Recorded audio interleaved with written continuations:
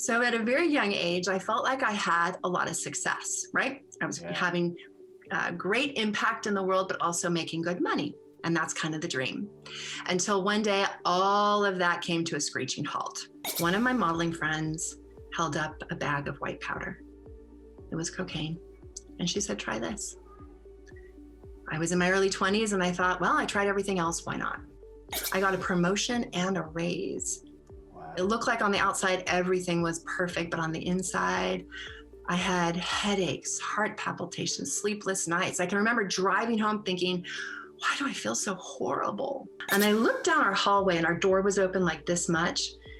And you're a parent, you know that feeling you get when you know something's wrong, like something's not right.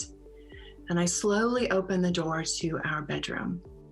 And there was our 3-year-old sitting on the floor with my drugs in her hands.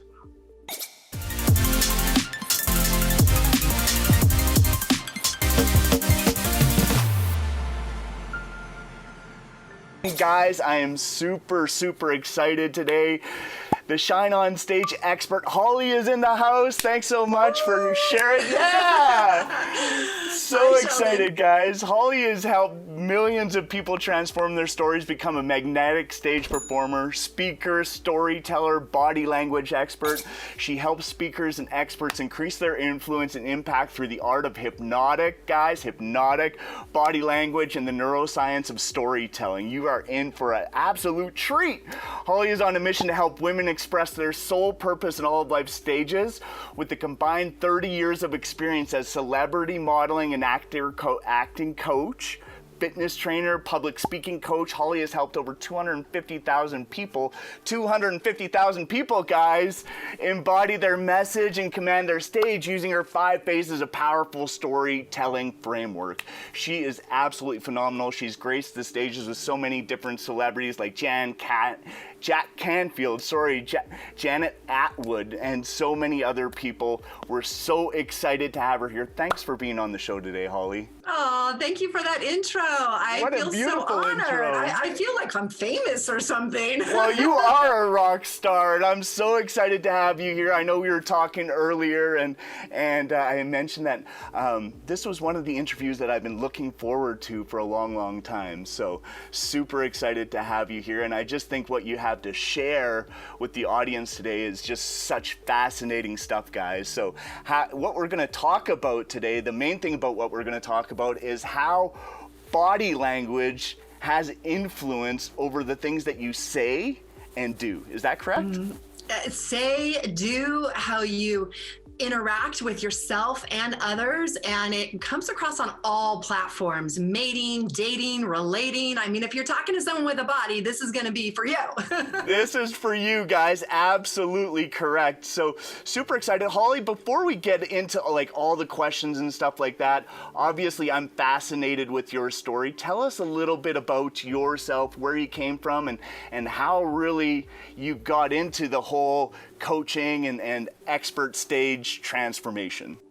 Yeah, thank you for that question, Sheldon. And thank you for inviting me here. It is really an honor and a privilege to be here. And I consider it a true opportunity to be sharing some of these hacks and the neuroscience of body language and storytelling. And as we talked earlier in the green room before we started, we talked about our mission and our goal really being to serve, and that our ultimate goal is to give you today little things that you can do and big things to really improve the quality of your relationships in sales, marketing, business, and then personal life too. So it's a true honor. Thank you so much.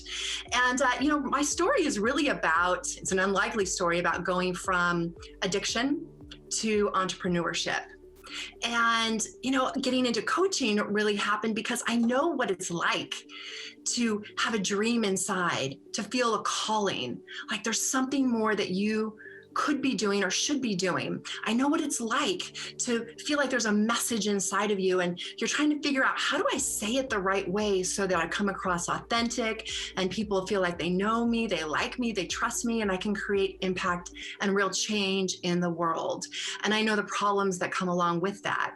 And through lots of training and development, and some of just my natural history, I guess you could say, with stage, I was able to figure out a blueprint, a framework that really helps others position themselves with that know, like, and trust factor very quickly. And it happens to do with storytelling and body language. And my story starts, well, I guess when I was born, I guess you could say, right? We all have a story from birth. My father was in radio, television, did movies. He's interviewed people like Barbie Benton, who was Hugh Hefner's wife, as well as the only person who interviewed Charles Manson in prison. So talking on stage and helping people and getting a message out is kind of in my blood. And I had an opportunity when I was younger to work for a modeling and acting company. My first love was cosmetology. I learned how to do hair and makeup and things like that. But what I really loved was helping women feel good about themselves. And in my early 20s, I was modeling and acting by day, also emceeing some fashion shows. And then at night, I was teaching hair and makeup and styling to aspiring models and actors from the ages of very young, 4, like how to do TV commercials, to 74, I think was probably one of my oldest students who just knocked it out of the park. So at a very young age, I felt like I had a lot of success, right? I was having great impact in the world, but also making good money. And that's kind of the dream. Until one day, all of that came to a screeching halt. My boss, John, announced to all of us runway coaches that he wanted to take the company global and for his company to be the #1 modeling and acting company in the world. And he asked for all of us to go up on the runway, on the stage, and he began to pull out a measuring tape. In order for his company to go global, we all had to look like celebrity models and actors. And he wanted to measure us publicly in front of each other. And that's when I knew I was in trouble, because I had a good heart to give and teach and to help people become their best selves, but I didn't have that look, that typical model look. To be a celebrity model, you need to be 5'10", 5'9", 5'10", 5'11". I'm only 5'8". And you really have to have a very specific physicality, very thin and willowy. And let's just say I'm a little more curvy, a little more athletically built. So he called the first model up on stage. He measured her bust, waist, and hips. He said, perfect. Called the second model up on stage, measured her bust, waist, and hips, said, perfect. And then he called me. He measured my bust and waist, and those were okay. But when it got to my hips, they were not 1, not 2, not 3, but 4 inches too big. And to you and I right now, you're like, 4 inches, that big deal. But in the industry, it's everything. And he looked at me and my hips and pointed to them while he looked at everybody else and said, if any of you have this problem, fix it or you're fired. And the people that he said this in front of were my peers, my coworkers. And I had even hired some of them. I was in management. I was immediately just humiliated. Sheldon, I felt like I was the bad apple of the bunch. And when many of us are in a place of deep pain, we make a decision. I will never feel this way again. You know, have you ever felt like that? So I just went on this mad search. How am I going to lose weight? And let me just let you know that I was not overweight. I was between a size 4'6", on the slim to average side. So I started exercising, dieting, and I took every pill, powder, and shake guaranteed to help you lose weight or your money back, but none of the inches would come off because that was just me. Until one of my modeling friends held up a bag of white powder. It was cocaine. And she said, try this. I was in my early 20s and I thought, well, I tried everything else, why not? And voila, the inches came off. It's incredible. Within just a few weeks, I was sporting a new sleek physique. I got compliments going down the hallways, accolades from my boss. I got a promotion and a raise. Wow. It looked like on the outside, everything was perfect, but on the inside, I had headaches, heart palpitations, sleepless nights. I can remember driving home thinking, why do I feel so horrible? Awful. I was short-tempered, cranky, and not the nicest person to be around. And that was the start of my 10-year relationship with drugs, on and off, on and off. And every time I tried to quit, it was like, I knew if I quit, the weight would come back and I would lose my job. And so I did it for over 10 years until it really got dangerous. One day I walked into the house, I got married, I had a little baby, and my husband and I had been out all night. When I walked into the house, there was our 3-year-old daughter. And she was staying with our live-in nanny. And when I walked in, she said, "Mommy, Daddy, where were you? Come play with me." And he said, "I'm going to go to bed." And I said, "Okay." So half out of guilt and half out of love, I was so tired. I sat down, and I remember I was coming off of using for a couple days. I was exhausted and thirsty. So I got up and went to the kitchen to get some water. When I came back, she wasn't in the living room with the teacups. We were playing tea party. So I went into the bedroom, and she wasn't there.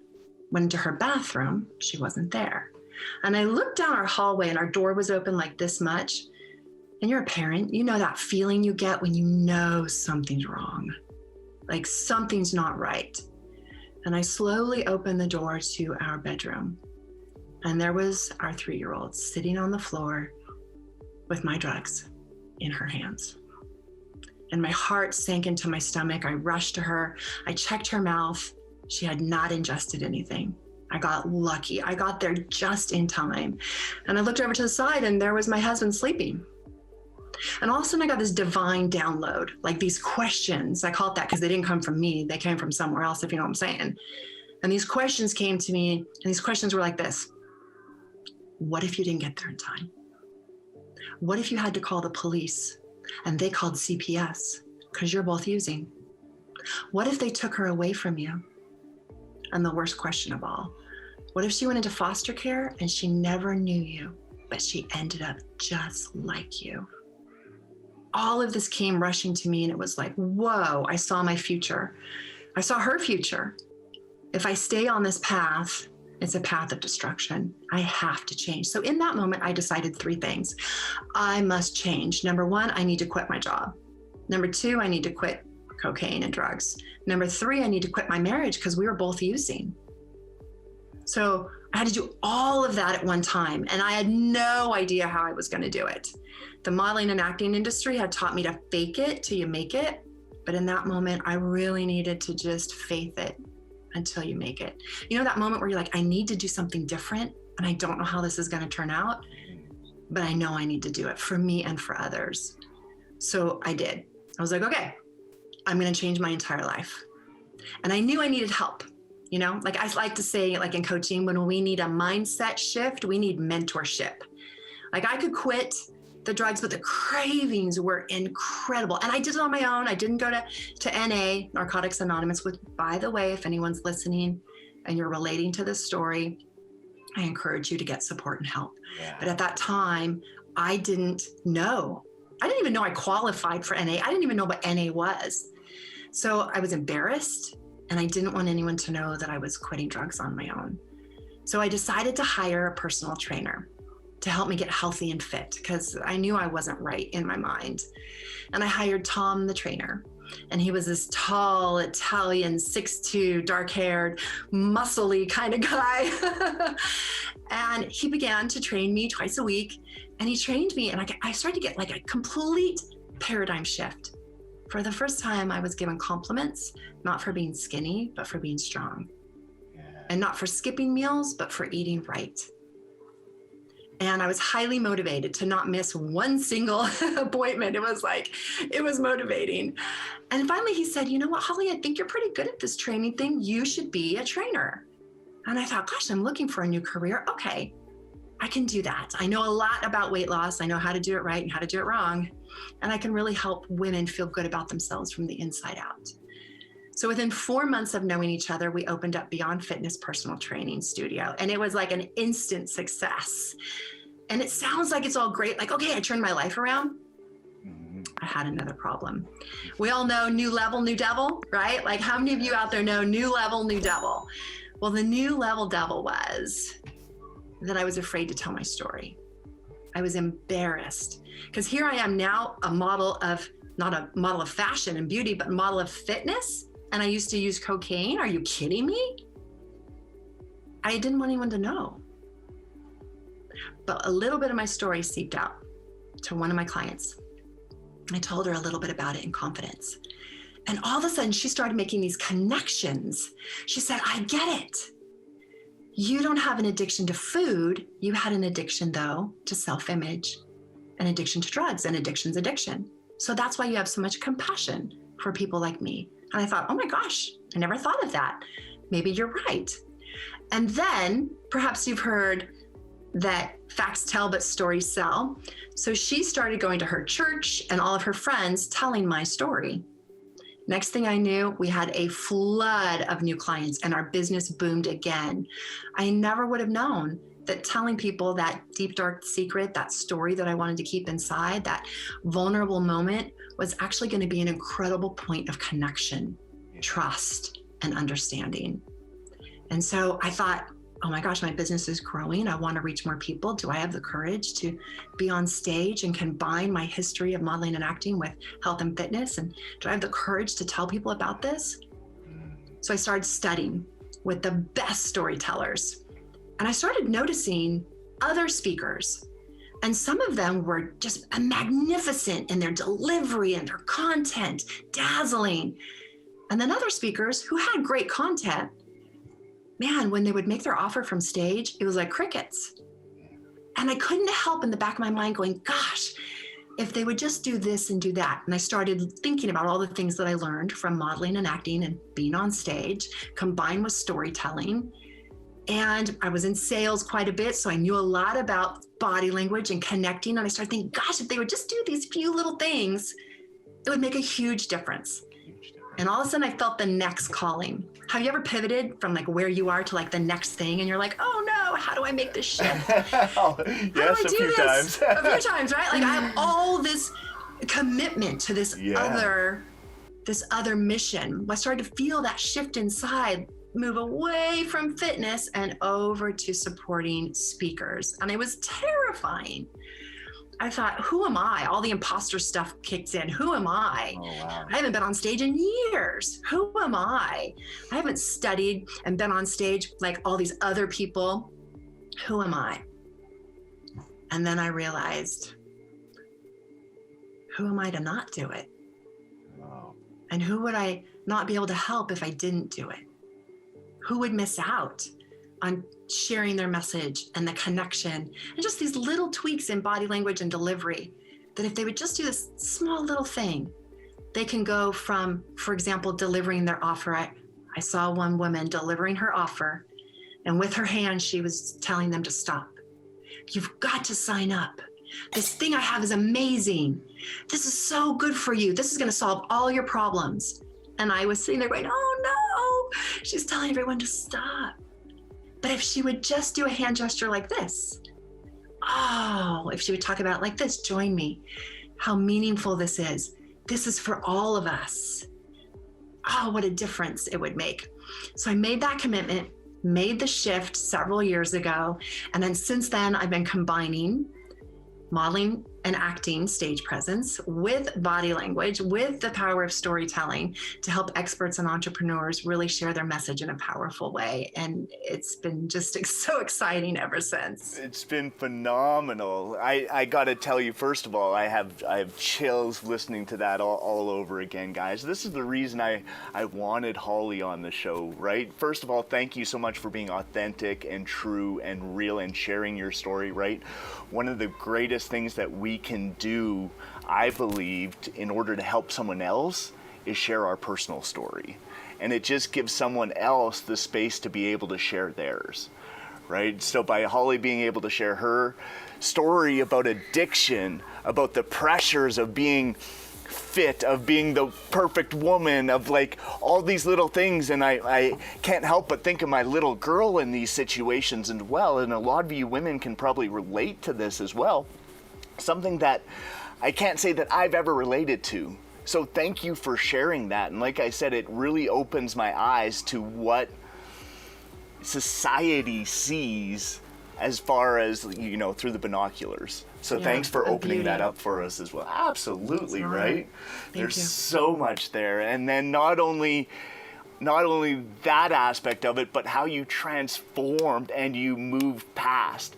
And little by little, a little becomes a lot, guys. And that's exactly what Holley just talked about, is taking one step and facing fear and moving through it, right? And I think those challenges, if I could, that's when fulfillment starts to happen, is when you face fear, you push through fear, and you see what's on the other side of it, that you can really enjoy the moment, really feel that success and feel that fulfillment of actually doing the right thing. So you just hit on so many great things.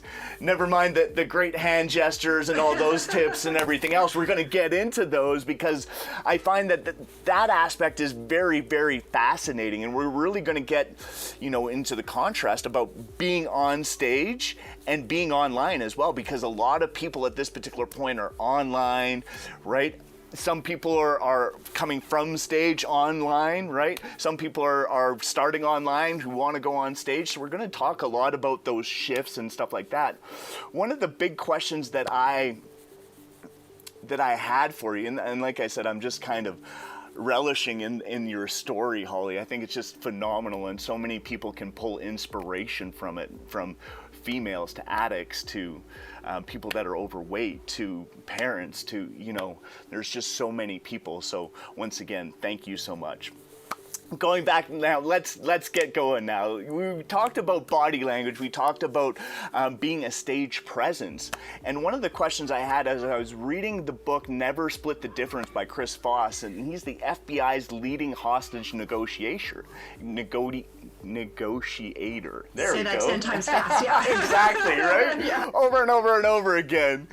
But what he talks about is the 7-38-55% rule. And that rule states that only 7% of the message is actually based on the words that you use. 33% is actually the tonality and the face of how we use it. And 55 comes from body language. So with that in mind, why is that? Yeah. Thank you for that question. I don't think I've had anyone actually ask me specifically that question in that way. So why is body language so much more powerful than tonality and words? The simple answer is it's our first language. We didn't learn to speak first. If you think about a baby, we didn't learn to string together sounds that go up and down. It's actually just movement. Movement comes first. And when we're babies are very attuned to the facial expressions of their parents to know how to interpret the world. And if you think about cavemen, let's go back to our caveman days, right? Hundreds of thousands of years. Before language, there were grunts, right? We've all seen a caveman movie. So yeah, exactly. So first you have movement, then you have grunting, if you want to call it that, tonality, then you have words. And one of the reasons why body language is so important, and by the way, your hands are your trust indicators. This is how we indicate trust. Let's imagine that you are foraging in the forest with your wife and your children, and you see another human, caveman. The first thing you're going to think is survival. Are they friend or foe? Friend or foe? Are they here to help me or hurt me? And how are you going to know? You're going to watch for body language. Are they hiding? And do they have anything in their hands like a weapon? That's the very first thing that our neurology is primed to look for. Are you friend or foe? And that hasn't left us. That is still with us. So one of the things we can do, even when we're online or on a big stage, is have open body language, where your hands, you're showing your palms in a natural way, right? You're not going to come out like this, but in a very natural way. But you're going to come out in a natural way. And think about when let's say you see someone you haven't seen for a long time, and they're coming off of a plane or something, and you run to hug them. What do you do with your arms? You open your arms, yes, for a big hug. And you want to connect in that way. So that's what we want to do with our body language when we're on stage. And then even online, we can just do a quick, hey, everybody, nice to see you. And it doesn't have to be overly done, right? This can look like it's a bit much, no jazz hands, but just a quick, hey everyone, so nice to see you. And if you go back and watch the video when we first started, that's the first thing I did was hi everybody. Yeah, amazing. Those little tips right there, right? Just to show them that you aren't hiding anything or concealing anything, right? That's right. Especially online. Yeah. right? Because all of our hands are usually on our laps and stuff like that and below, or they're typing or they're writing notes, right? So just even that little, that's a great little tip just to probably right ease. in the very beginning, because that's when someone is unconsciously assessing. They don't know they're doing it. Do I like you? Do I not like you? Are you friend or foe? But even before like or dislike comes friend or foe. So this is your trust indicators. So it's good to do a little hand gesturing in the very beginning. Well, and that's so important because so many people, like you said, it only takes like 3 or 5 seconds to really form an opinion about someone. Oh, right? yeah, So unconsciously. Absolutely. So if you can turn around and really help create that rapport up front sooner, the more you're going to be able to connect, the more you're going to be able to really, I think, build a relationship faster as a result of it. Absolutely. Right? You're because absolutely of that and that trust factor, right? Yeah, so they're going to hang on. They're going to listen. Like, okay, what else do you have to say? Okay, what else do we have in common? And they're going to spend more time with you. Yeah, absolutely. So what other tips and tricks maybe can we use that we can use for better nonverbal communication? Nonverbal communication. All right, well, let's go to what is the body language of leadership and influence? Right? So if you are a leader and you have influence, you probably have pretty good rapport. Mm-hmm. So there are 4 A's that you can write down if you're watching this. You can write down the 4 A's of influence and hypnotic influence. So what do I mean by hypnotic? I don't mean when I say hypnotic. Anytime I say hypnotic, actually, from here going forward, I don't mean that. Yeah, I don't mean you're getting sleepy. I actually mean the reverse. Exactly. So hypnotic simply means we're captivated. So hypnotic truly means that there's a narrowing of focus to the point that we block out everything else. That's what I mean by hypnotic. So we are captivating our audience. We are watching them. We are focused. We are entranced. We've all been that place where we're watching a movie and it's this really great part and someone's talking to us and we're like, yeah. Or we don't even gesture. We're just into the movie, right? So that's what I mean by hypnotic. So the first A is authority. When we present that we have authority, then people are more likely to follow us or to have influence or to follow our leadership. So authority really means that you are someone who either is in a high position of knowledge or skill. So if you think about, I like to use the caveman days because it's kind of really easy to understand. We protect our leaders. We protect those in authority. Why? Because they protect us. So in a tribe, think about the medicine man. He's the healer. Think about a brave warrior. He protects or she protects, right? Think about someone who creates maybe ceremonies for transition, whether it's birth or death. That's your spiritual leader. Mm-hmm. So those that also maybe are really good with farming or providing food, we protect those that are in leadership because they allow us to survive. Love that. Yes. So first is leadership. Are you demonstrating a high level of expertise, knowledge in a way that serves others? Mm-hmm. The next level is going to be attractivity. So attractivity means that you're really attractive, but I don't mean just visually. It also could be in personality, and it also has to fall in line with the norm. So let's say, for example, I'm going to date myself. I used to love the Bee Gees from the 70s. Yeah. So my dad was a DJ. We always had music going on. We were always dancing in my home. And like disco was just king and queen. So imagine one of the Bee Gees in their white collared suit with the big collars, right? In the 70s, very attractive. Imagine them walking into a biker community with the leather and the hard, like Sons of Anarchy. Not so attractive, probably made fun of. So when we say attractivity, it has to be, what is the norm for that group? And then the third is affinity. We like people that are like us. We really want to be someone who we feel comfortable, we're the same. And if we're different, it's like, oh, I want to be like you. So those are some of the A's for hypnotic influence. So are you hitting those levels? So that can help us with our communication. So let's go back to authority. One of the ways with our body language that we can make sure that we are demonstrating authority is leaders always take up more space vertically and horizontally. Vertically and horizontally. So we sit up a little taller when we're on Zoom. We broaden our shoulders a little bit. We make sure we're not hunching. And maybe even if people can't see you, like right now, I just position my feet so they're a little wider on the floor. Or maybe you stand. Are you standing right now, Sheldon? I am standing. You are. I could tell right away that you were standing by your body language, the subtle cues. So when you stand and you are on a virtual stage or on a real stage, you're commanding more presence, taking up more space. Yeah. Great tips. And I find that I have more energy when I stand. Yes. I find that I use my hands. You probably just saw me like hit my mic as I was like gesturing, right? Yeah, exactly, right? Trying to get tall and I smack my mic, right? But those are great things, taller and more vertically, right? So mention, how would someone get wider? You mentioned how someone would get taller. How would someone get wider? Okay. So there's some things that you can do with your body, but there's also things you can do with extensions of your body.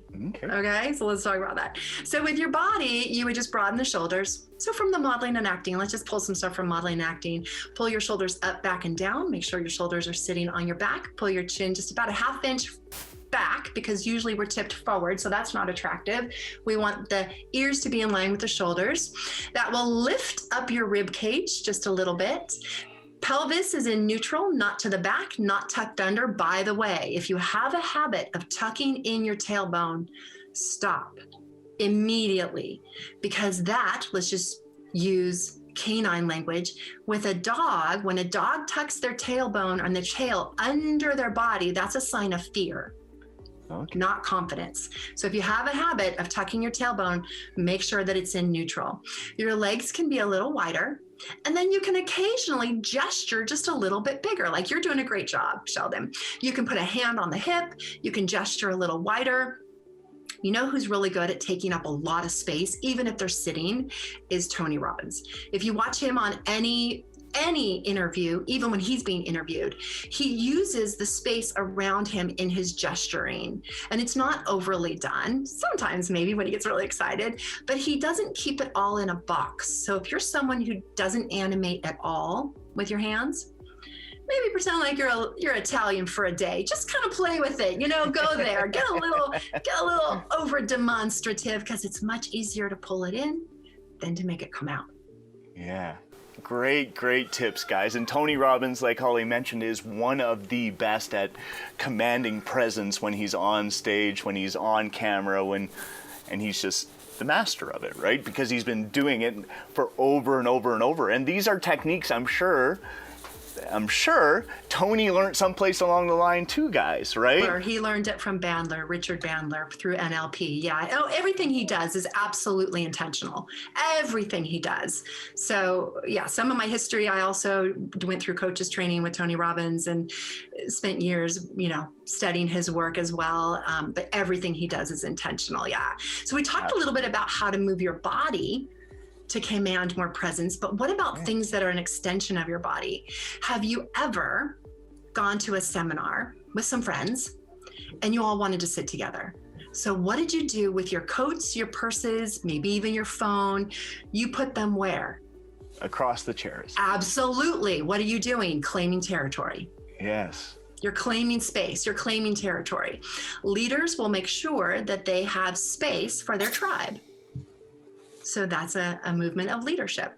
Oh, yeah. Love it. And I do that automatically, right? And we can do this automatically, right? Yeah. I mean, if you go to the movies and you're taking your family, you don't think twice about, is it right for me to put my jacket on this shirt? No, my son's going to sit there.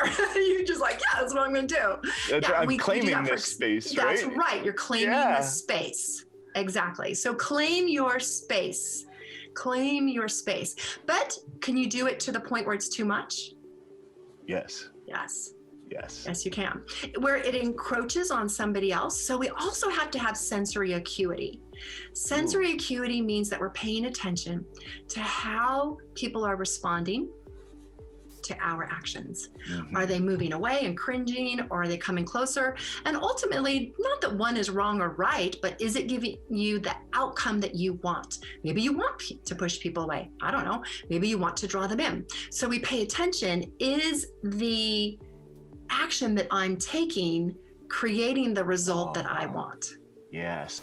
That's so key there, guys. Holley just dropped a major bomb. Sensory acuity, not so many people talk about it, but so many people, and I find that people that come from a retail background usually are very, very good at this, because they're used to reading the person around them, right? If someone walks in and they're down and their dog just died or whatever, and they walk into your store and you're like, "Hey, how's it going, dude?" and you're all in their face, chances are you're off, and that guy's gonna think you're the worst, right? But you have to be able to sense that, and that sensory acuity, you want to be able to match your emotions to theirs, right? And I'm sure that body language has something to do with this as well, to match their body language. Is that correct? Oh, yeah, absolutely. The first thing you do is match body language. So one of the things you can do, in coaching when it comes to body language and neuroscience and NLP, we say physicality first. Yeah. Match physicality first.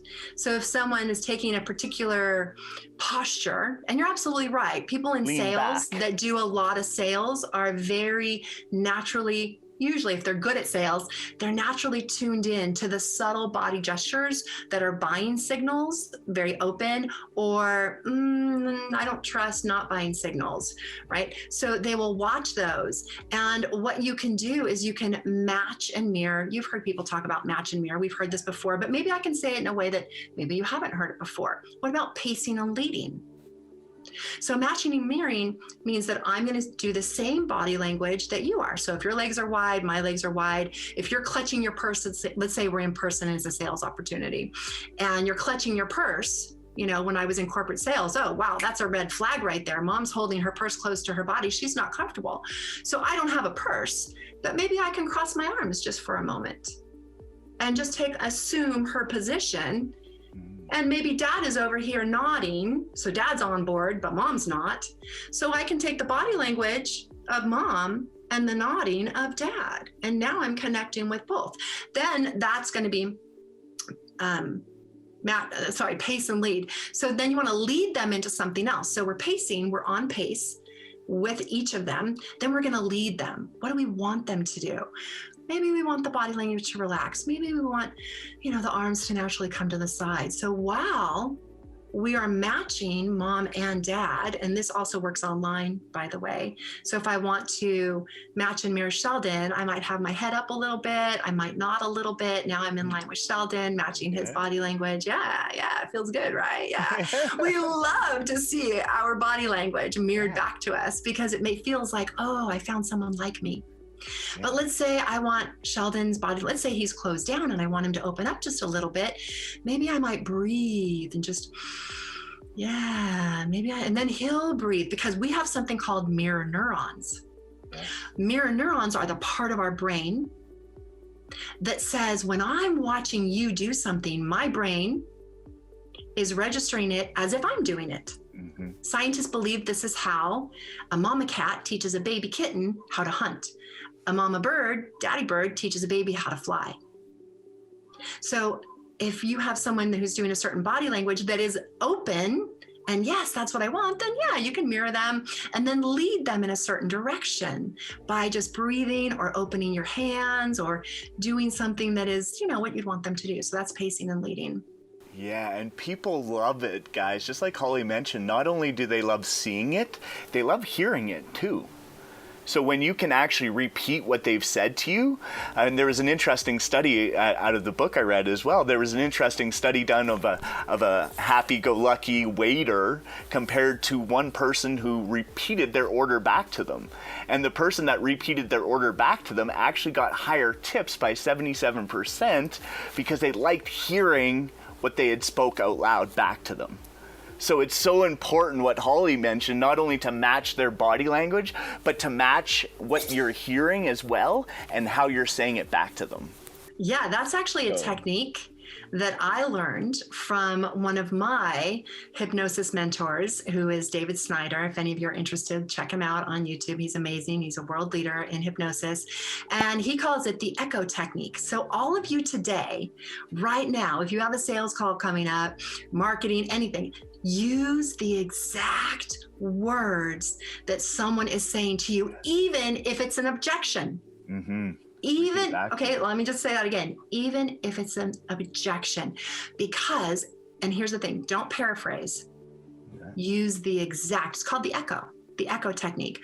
When we hear someone say the exact thing that we said, it makes us feel as though we're heard and we're understood. Yes. And it's that sameness, yes, right? Like you just said, yes, we want to be heard, we want to be understood. So it could be for positive, like, oh, I'm having a great day. Hey, you're having a great day? Awesome, tell me about it.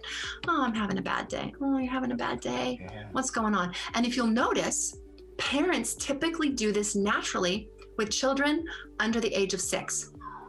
Now, this isn't a study that I'm reporting. This is just my own observation.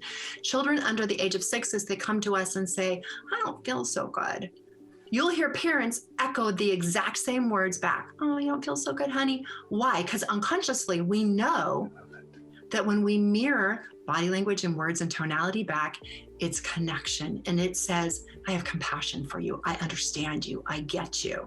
But once you echo it, where do you go from there? And then the objection to that, because some of you might be thinking this, if I start echoing someone's word back to them, they're going to know. They're going to think, well, that's stupid. I just said that. Why are you saying that? I'm going to look like I'm ridiculous. Not true.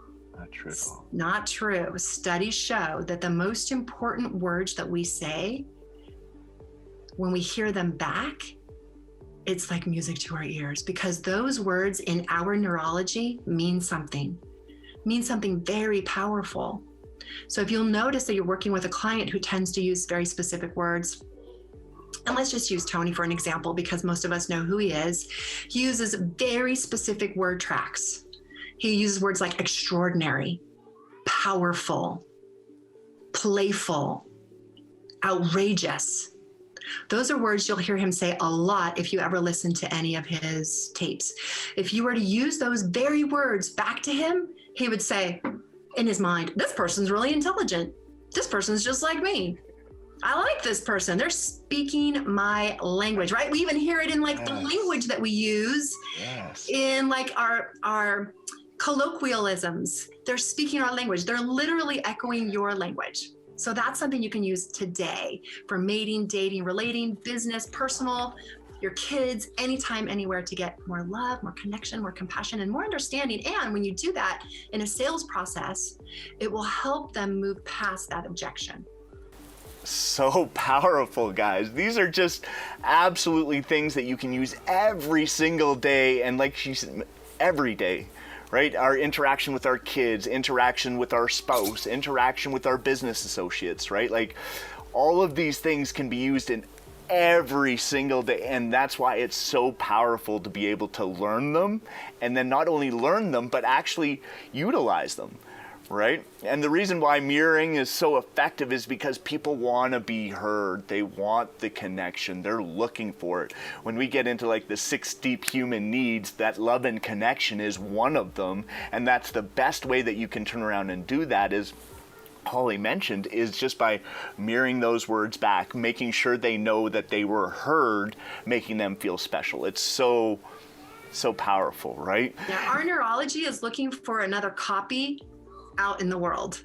We're looking for another copy of our own neurology, our own beliefs, our own patterns. Yeah, varieties of spice of life, but we need enough sameness that we feel safe. Yeah, absolutely. So good. One of the things I want to talk about, and you mentioned it a little bit earlier, and it leads into my next question, which was buying cues. Now, obviously, there's some buying cues, especially online, like when you're in a sales call, for example, and you're online, what are some of those buying cues that maybe some people can see? And what are some of those cues? And like, I like to think too that objections are just a smokescreen, right? So how can you maybe turn around and utilize and tell if it's just a smokescreen as well to what they're actually saying? Okay, so you actually asked a couple of different questions there. So Probably. let's see if I can dissect that. So first, are you talking about a sales conversation in Zoom? So yes. Is that I want to get the context right to make sure I got it. Okay. Thank you. Yeah. So a sales situation in Zoom is not that different than in person. So what we look for in sales for the buying cues is that someone is in alignment, someone is maybe leaning forward. We look for relaxation or excitement, a positive excitement, like, oh yeah, that sounds great, as opposed to a negative excitement, like, yeah. So we're looking for positive excitement. We're looking for openness in the body when we're in person. We're looking for orientation, and we're looking for proximity. So when I say orientation, I mean they're facing you. They're facing you. And when I say proximity, they're leaning in. So we're closing in the space. We're leaning towards each other. Yeah. So when someone is really like, okay, I'm ready to sign on the dotted line, you can imagine them leaning on your desk, pulling out a pen and going, okay, here's my checkbook. Just tell me how much. I'm ready to go. And so they're, they're closing in that space. So here's an analogy that I'm going to use, and it may not seem like it fits, but stay with me, okay? Because it has to do with sexuality. All right, do I have your attention now? If you didn't before, you do now, right? Okay, so when someone is showing us buying cues, they're showing ultimate rapport, right? We have their best interest in mind. They trust us, they're following us, and they're willing to receive what we have to offer. Ultimate rapport. Sexuality is ultimate rapport, right? When it's all consenting sexuality. When you think about it, we're primed in our brain to reproduce, to continue the human species.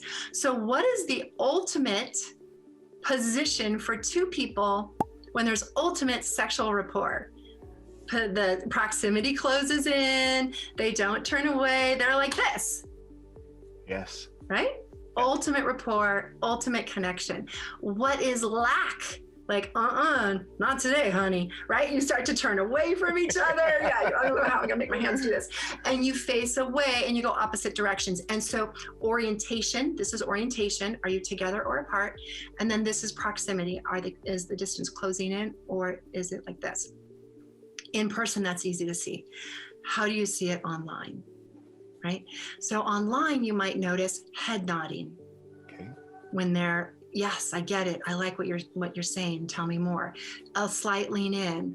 You may also notice a head tilt. So when the head tilts, they're accessing their auditory cues. They're really listening very closely. I did it a couple times while you were asking questions.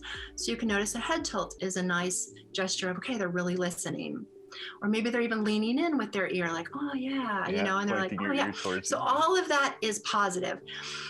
So something that would be negative is if you see them sitting back, like, okay, I'm not so sure. Maybe they're turning away from you, even though you're online. Maybe they're allowing something to distract them, like, okay, honey, I'll be right with you. Anything like that. So distance and orientation, and look for, whether you're in person or online, look for blocking. So blocking. And what do you mean by that? Yeah. Yes. So we can block with our bodies or objects. So when we're blocking, I'll do this so you can see it. I'm blocking my body. I'm closing off. And it could be this. This is a double block. So I'm blocking my heart. I'm blocking this area. And I'm covering my mouth, like, Now don't get it confused with, oh, that's interesting. So look for clusters of blocking. The triple block, legs are crossed, right? I'm across my legs right now. And sometimes you can kind of feel it even online. Yeah. Cross my body, and then a triple block, I'm blocking my mouth too. Like, I don't know if I believe what you're saying, right? So complete openness is what we're looking for in the body, and a nice head gesture. And then you can do like a little test. Ask them, do like a pre-close. You know, how does this sound? How does this resonate? Does this sound like it's what you're looking for? You can use little questions and watch for their reaction. Watch for the reaction. I once had a friend who was in the sales process, and it's kind of funny. She didn't really feel that the person was a great match, but the words that the person said was like, yeah, I want more information. Yeah, tell me how much it costs. Even though the salesperson felt like it wasn't a good match, she continued to show because the person asked for it. Here's what it costs and here's what it is. As she started to do that, the person's camera, for some reason, started facing up, and the person's face started actually going, no idea what the person was doing. Maybe she was like grabbing something from the floor, but she actually physically went off camera while she was showing prices. Super awkward. What do you do in a situation like that? We follow leaders who are honest, authentic, and have the courage to be bold, to call us out on our stuff. So the best thing in that situation would be for her to say, you know, I notice I don't have your full attention. Is there something else that's distracting you? Is this not comfortable for you? And just call it out. Yeah, great. Say what it is. And most people are going to appreciate that, because if you're going to coach them, that's not going to fly in coaching. So just gently call it out. I just noticed from a place of compassion, I don't have your full attention. It seems like you're not really comfortable. Can you let me know what's coming up for you? And let's see what we can do. Yeah, great stuff. Kind of leads me into the next question that I have, and I know that we're running short on time, so this will be the last one, and then we'll get to some fun stuff as well. But really, I notice, like, and we can use this for kids, we can use this for sale. When someone, I really believe that whatever your mouth says, your body is always speaking the truth. Whether it's your kids, whether it's your sales, whether it's business associates, whatever the case may be, sometimes they just are saying it for you to say it, even though they mean something else. They may be lying, right? And sometimes what I find is when they are lying, they like to mention, you know, they don't like to put themselves in the situation, so they really like to use words like we instead of I, or them versus us, right? So they distance themselves. So what are the visual cues when someone's doing? Is it distancing as well? Is that one way that we can turn around and tell when someone's not being true and authentic on the other side, or maybe lying to us? Okay, so you're talking about lie deception. Or lie detection. Sorry, lie detection. Or maybe, that's the best way to put it. Yeah, lie detection. So you could write this down, TOOP. TOO, TOOP. I wish I could come up with a cooler acronym for it, but I haven't thought of one yet. You know, and TOOP and POOT sounds weird. So we're going to go with TOOP. Yeah. So TOOP. So tension. Look for tension in the body and in the face. Look for openness. Open body language. We talked about, you know, being fully open, and we talked about blocking. Okay. Look for orientation. How are they orientating themselves? Away from you or towards you? And specifically look at the feet. Look at the feet and the hands. Because when we're asked something that is uncomfortable for us to answer, or we don't want to tell the truth, if you are not psychotic, if you have a conscience, and I kind of mean that seriously, like this doesn't work for someone who doesn't have a conscience. If you aren't telling the full truth, you'll feel uncomfortable. You'll feel a little uncomfortable that we'll get caught. There's in the back of our mind, it's like, oh, we're going to get caught in this little half truth. So you're going to look for tension. Are they opening or closing themselves? Are they orientating themselves away from us? And are they distancing either in words, tone, like maybe they mumble a little bit, or physically? So you're going to look for TOOP, tension, openness, orientation, and proximity. Tension can show up also in breathing. When we have tension, we stop breathing. It can also show up in blinking. Blinking is one of those things that you don't want to overdo, especially when you're making an offer. Blinking is like the brain is trying to reorientate something and look for something that may or may not be there. Right. Such as in fabrication. So you want to have, direct eye contact, but you've also heard, if someone doesn't have a direct eye contact, they're lying. Not necessarily the truth. Okay. That doesn't happen for everybody. For some people it's true, but for some people it's not. So you want to also look for stuttering. I've noticed that when some people get very excited, whether it's a positive excitement or if it's tension, they can stutter just a little bit in their words. It's interesting to watch some of the political debates and watch for some of the tension signals. Absolutely, right? Yeah. And you mentioned hands and feet, and how do those play the importance? When things are the furthest away from our mind and our core, such as fingers and feet, we don't think about them. We're not consciously, how do I say this? If I know I'm telling a lie, and I want you to believe it, I might do things like look you directly in the eye so you don't catch me, make sure I face you so you don't catch me. But we don't notice little tells, like in poker, little unconscious tells, little things that our feet and hands do that might give it away.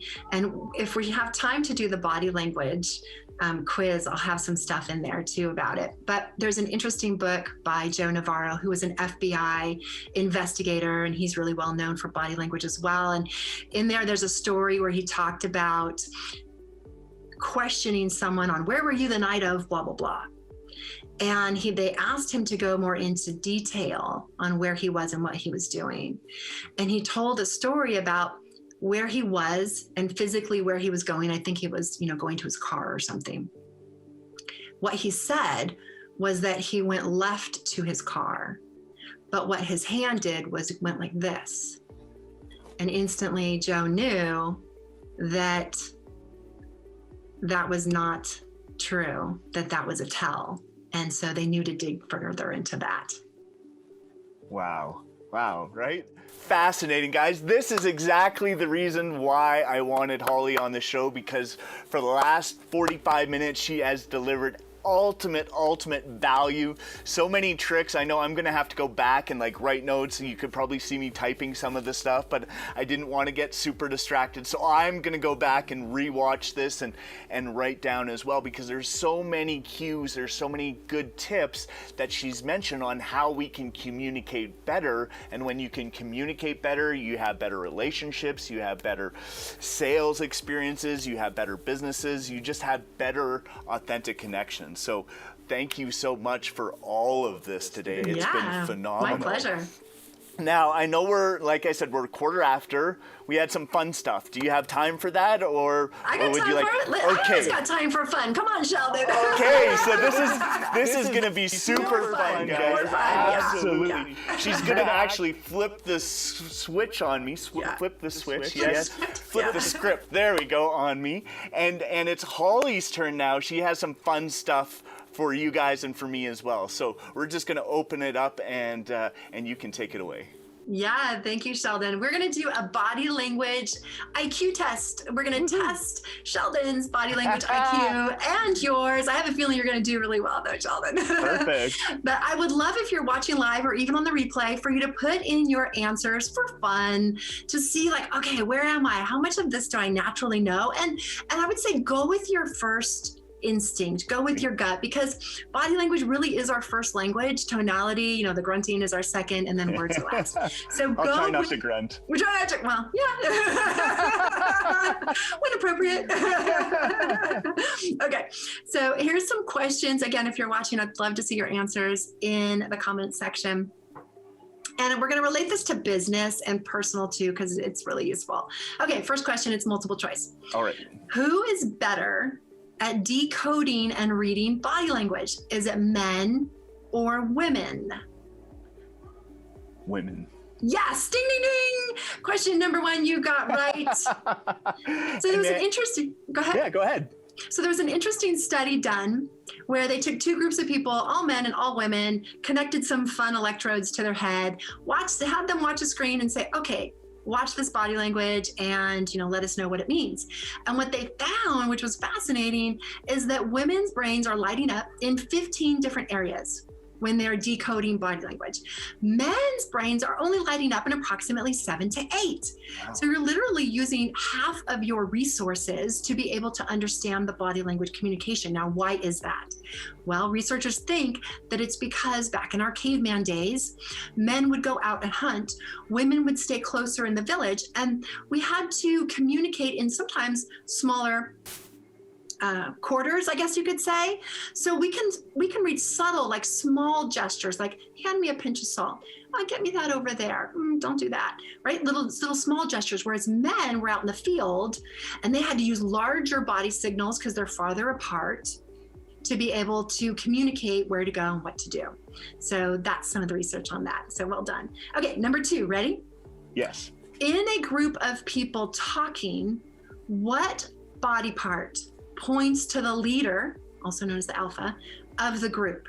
Is it A, their eyes, B, their heart, or C, their feet? And I would say their heart to be Do you have a second choice? feet. Yes. Ding, ding, ding. Woohoo! Yes, it's your Good thing feet. it's multiple choice. That's right. That's right. So as we said before, when we're thinking something, our extremities, fingers, hands, and feet will be a tell.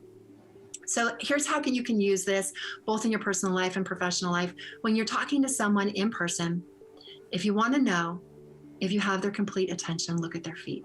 If both feet are pointing at you, you have their complete attention. Now, if one foot is pointed outside, either something has their attention over there or they want to leave the conversation.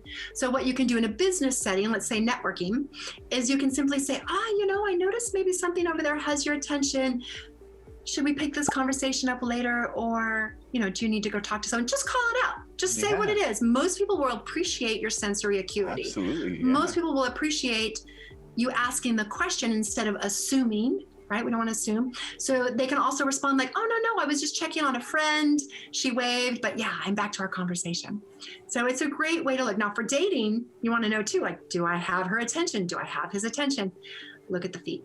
Look at the feet. The The feet are a telltale. That's right. They're the tattletale. That's right. And you can also think about like our language. We also say, hey, be square with me. That means like my feet are pointed to your feet. We're making this box, this square. Like, be straight on with me. It's even in our language. Okay, number 3. In a conversation, what does the leader or the alpha influence? Is it A, the topic of the conversation, B, the pace of the conversation and when it ends, or C, when to laugh, or D, all the above? I would say all of the above. Ding, ding, ding. You got it right. Yes. To make sure that we're not kicked out of the tribe, because back to our caveman days, there's strength in numbers. We fall in line with the pace, the conversation, and even silly things like when to laugh. When the leader of the group laughs, we laugh. You'll see this in movies. You'll see it in comedies. Like even if someone doesn't think it's funny, they're like, yeah. Yeah. Exactly. So it's kind of fun. So watch for that. When you're in a circle of people speaking, you can look at yourself and go, who's the leader? Is it me? Test it. Yes. Test it. Change the topic. See if people follow. Laugh. See if people follow. It's kind of fun. Make it a game. Let's make it a game. Yeah. Yeah, make it a game. Okay, number 4. Which of the following statements is true? Now, this has to do with women. We're going to put on our women thinking cap. Yeah. A woman can have varying degrees of leadership or alphaism in different situations. Or if she's the alpha all the time, everywhere. Which one is true? A. Ding, ding, ding. You are so smart. Woo. Yes, you got it. Especially women can have varying degrees of leadership. There tends to be more of an ebb and a flow. For women, they might want to be, I'm the leader at work, but when I get home, honey, you decide where to go for dinner. Yeah. So if you get that from your wife, she's just like, maybe that muscle of leadership just needs to relax and take a back seat. So she wants you to step up. Yeah, you're absolutely right. You got a lucky woman, I must say. Woohoo! I'll tell her that. Okay. I'm sure she knows. Yeah, and if you're watching, honey, thank you. Yeah. I can't wait to see her comments. That's right. Okay, number 5, this is our last one. Does the modern leader embrace their faults or hide them? Now, keyword modern. Does the modern leader embrace and share their faults, or do they hide them? Embrace their faults. Yes, ding, ding, ding. Number 5, you got it right. They absolutely embrace their faults and they even share them. There was an interesting study that was done. 2 groups of people were watching a woman, an attractive actress with like a mixer, like a blender, Cuisinart kind of thing. And they told one of the actresses, do it perfectly. Make everything just right. Make your voice nice, do the script just right. And they told the second one, make a few mistakes, spill a little, say the wrong thing.